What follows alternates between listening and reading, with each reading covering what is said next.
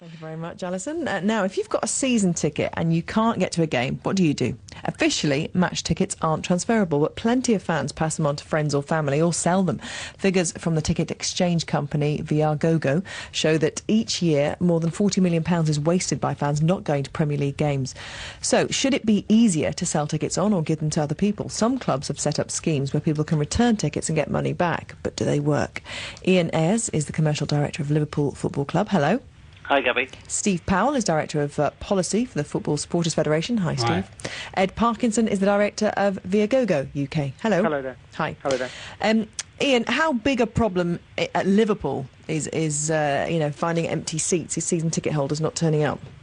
Well, we instigated our system about a year ago. We did some research and we could see that around about 1,000 people a game on average were not turning up, which is not sort of visually easily identifiable because they're dotted around the stadium, but it was significant enough opportunity for us to try and make those seats available to other fans, and so we implemented the system for that reason. And have you filled the places? Yeah, absolutely. It's been very successful. What we did, which is slightly different to companies like Viagogo, we actually made it a benefit to our membership scheme. We have almost 100,000 members.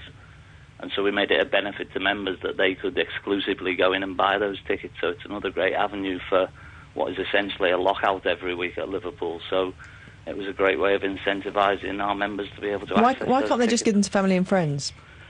Well, it's part of I think that's part of a bigger issue that exists across ticketing, because if you start to let people do that, you then do make tickets transferable, which opens up the market for touts. And so I think keeping it in a controlled environment is the best overall solution for all fans, and that's the reason we went down that route. Steve, you're an Arsenal fan. How do they do this at the Emirates?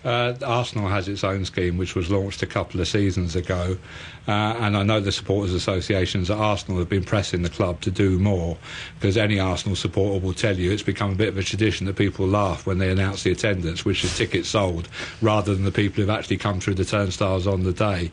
And I'm getting reports that the crowd can sometimes be 55,000 or even 50,000, although they've sold 60,000 tickets. So do you think what they're doing at the moment is enough, or do they need... No, I think they need to do more, and I think they need to work with the supporters associations, because any supporter will tell you it's a part of football folklore. It has been as long as I've been watching football. Fans will pass on spares at face value or below to other fans who want the tickets. Clearly the system isn't working properly, because the ground will be full every week. They're selling all the tickets, but people aren't rocking up. Ed, how did you find out the exact figures for the number of season ticket holders who don't turn up?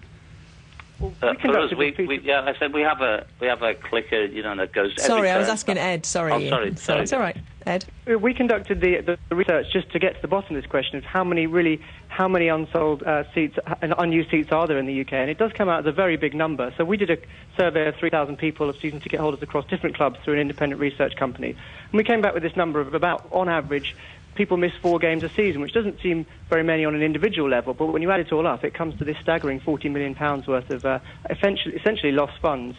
And of course, there are some very good examples of clubs like Liverpool and Arsenal and Manchester United and Chelsea who've operated a system with Viagogo. But even with those systems in place, it seems like there are many people who are still letting their seats go to waste. So I think it's important to raise awareness of the fact that people who are season ticket holders can resell their seats. There is a service available. And we find that actually many season ticket holders at clubs who do have a resale service don't actually know it exists, which could explain some of the examples that have just been given. Steve, just hang on a second. Can I just ask Steve what you make of that system?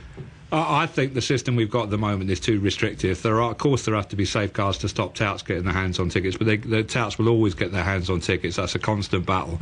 The system needs to be opened up and liberalised, and the thing to do is work with supporters, because supporters have their informal networks at the moment.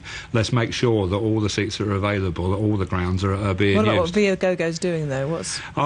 Frankly, we're opposed to Viagogo. We don't think there's a role. Football tickets are expensive enough already. Viagogo are taking the commission from both the buyer and the seller. We think the system should just cover the cost of the system, and the benefit ought to go to the supporter, both the supporter who can't go and the supporter who wants to go who hasn't got a seat. Ed, legal ticket touting. We see thousands and thousands of tickets get resold every game, so we've seen the systems that we put in place very, very well adopted by the fans in those clubs, and I think that people appreciate that a couple of pounds fees for the privilege of getting hold of a seat that might otherwise not be available to them is actually not a big price to pay if you actually get to see your team win the Premiership, get to that last game of the season. Thank you very much, Ed. Thank you very much to Steve as well. I hope a successful season. Colin Patterson is up next on 5 Live. Bye-bye from me.